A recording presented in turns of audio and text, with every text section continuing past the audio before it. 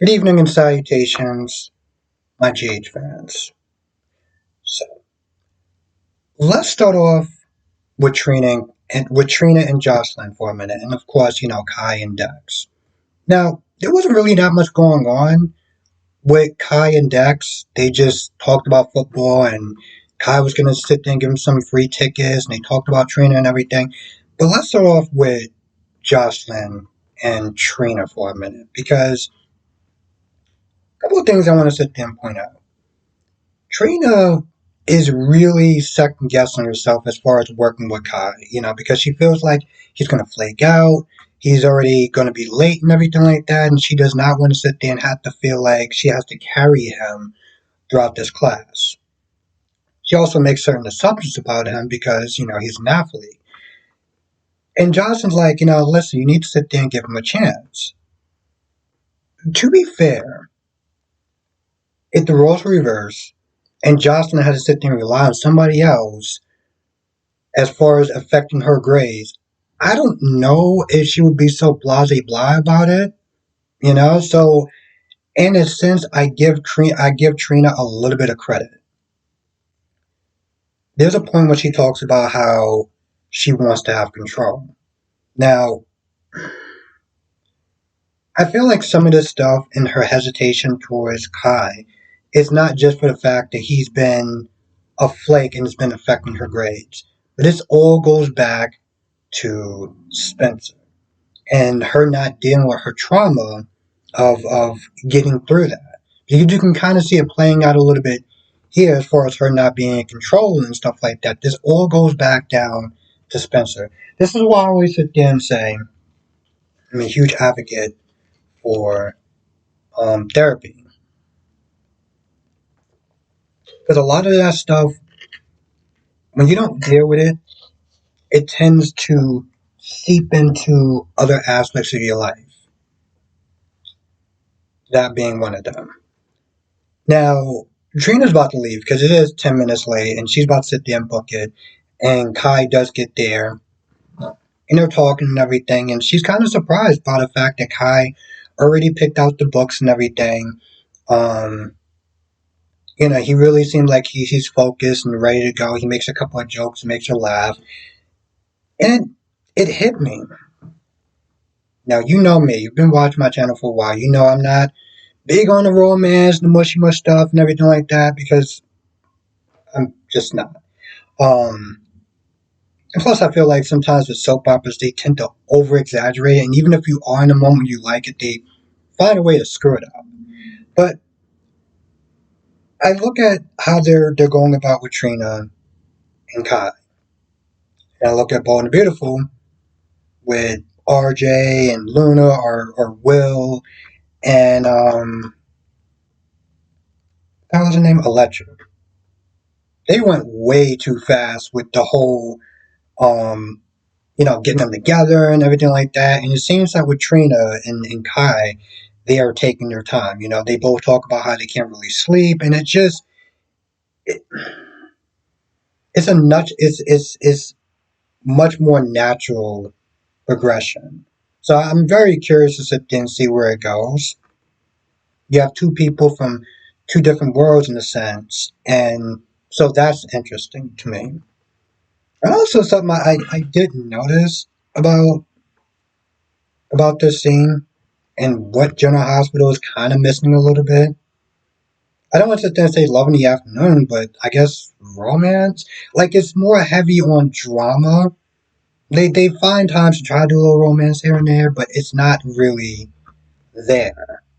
And I can't believe I'm sitting there saying this, but watching Kai and Trina, you're like, yeah, that is definitely kind of lacking.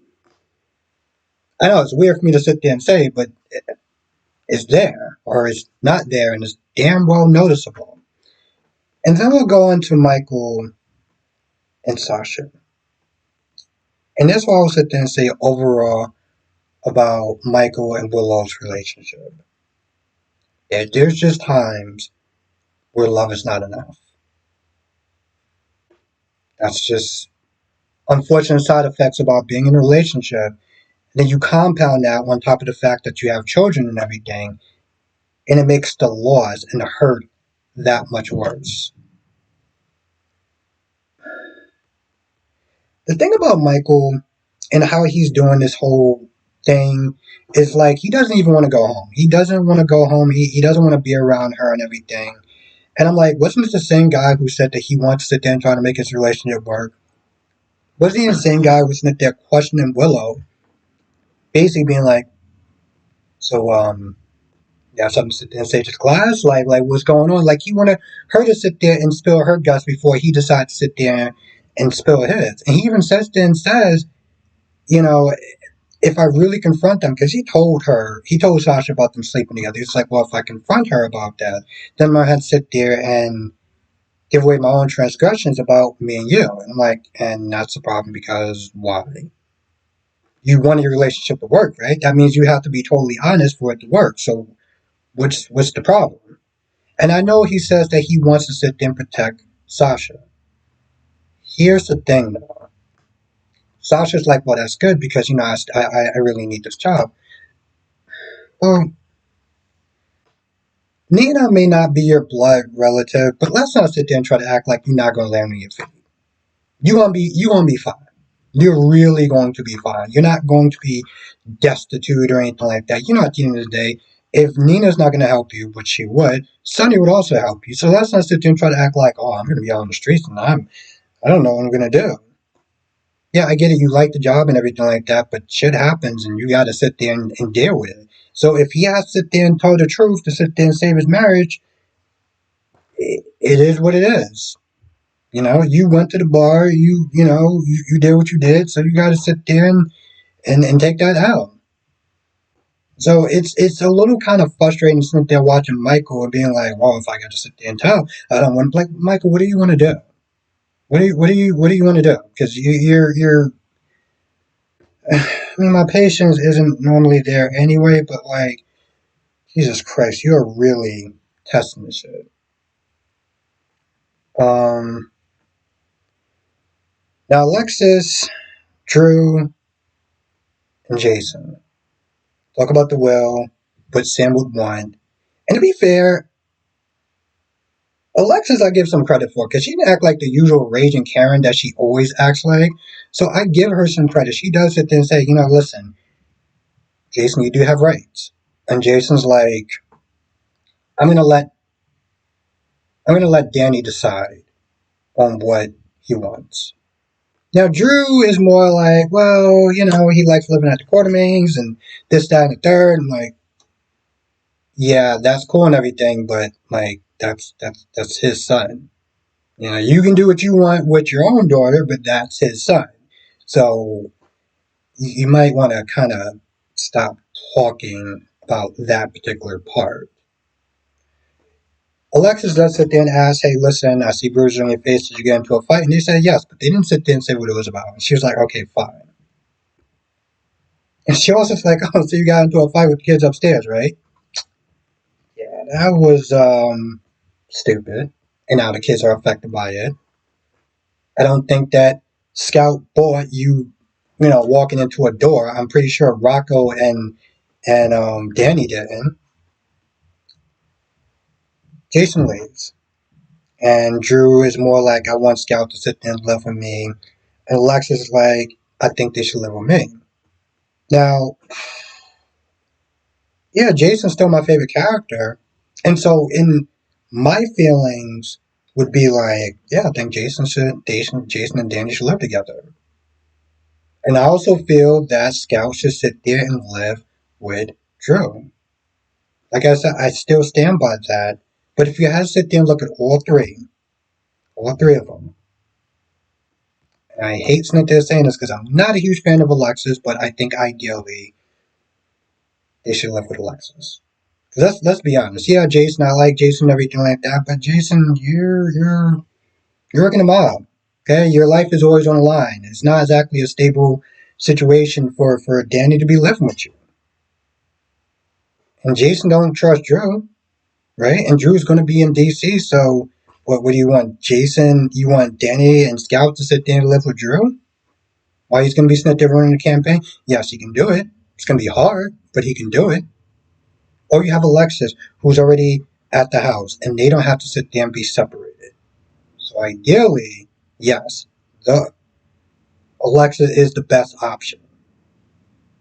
Jason does talk to Sonny about it, and Sonny's like, "Hey, listen, whatever you decide, I got your back." I'm like, "Finally, hell, let's not sit there." I did sit there and remember when Jason had to sit there and save Sam and Liz, and Sonny was like, "Oh, you're useless to me as far as trying to find Michael." That was a thing. I remember that specifically. Because I was like, Jason's such a badass. And he had his hands hurt. And because of that, he wasn't useful to Sonny.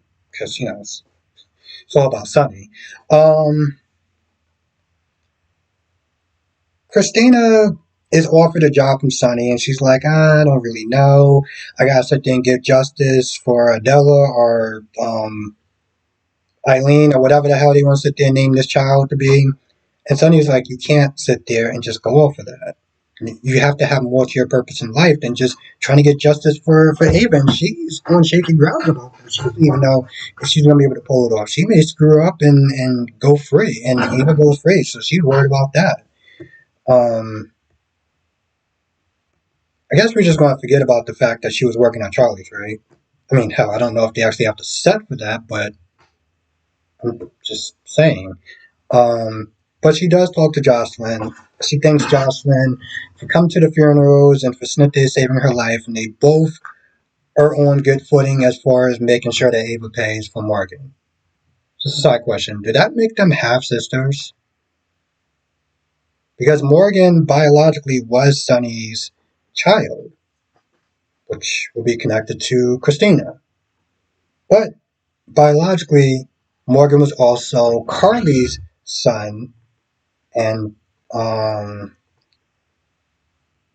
that's Carly and Jocelyn, a mother and daughter. So would that make them half sisters? I've always wondered about that. So let me know in the comment section if that's the case. Um, Dante don't know what the hell to do at this point, and I think well, I can't say this. I enjoyed it because I mean it is just more him grieving and stuff. He doesn't know what he wants to do. He doesn't want to live at the house. He doesn't want to stay at the Quartermain's house. He is, he doesn't want to split up the family, but Drew and Scout. I mean, Scout and Danny got different fathers. He doesn't want to get in between that. So Chase is like, just live at the Quartermains for right now. You don't know what to do. You don't want to sit there and stay here. Even though I think here you already have everything furnished, but I get that. They made a life, and every time he walks through any part of that house, he's going to sit there and take a sip. So he's just all lost and all over the place.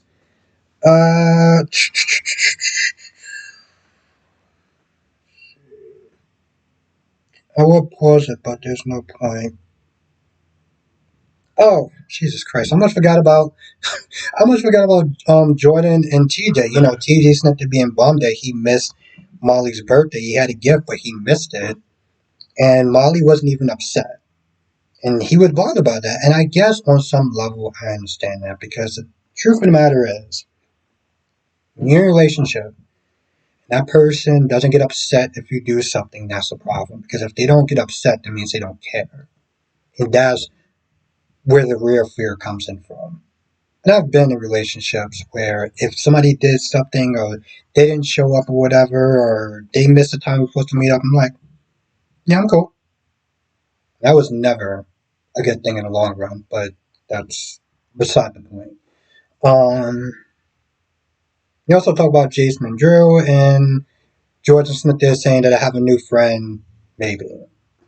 As from the show's point of view, they're doing chemistry tests with, Molly and I don't know whoever else, but I don't know. Well, I missed something. I don't know what I missed. Like I said, the Dex and Kai talk really didn't go anywhere. I honestly thought that Dex was gonna be like, hey, listen, just in my mind, when I saw them, I thought Dexter would be like, hey, listen, just treat Trina right because she's smart, she's a good person, everything like that. And, you know, Kai just wants to make a good impression and make sure that, she doesn't dump him as a study partner. That's essentially that scene. Now, I feel like that's about it. I can't think of anything else, but as I always sit there and say, either write it in the comment section or come to the live stream tonight. 8 p.m. Eastern, 5 p.m. Pacific. We'll be sitting there talking about all the shows, General Hospital, Days of Our Lives, Bold and the Beautiful, and Young and the Restless. With that being said, I'm going to go. I'll see you in the next video.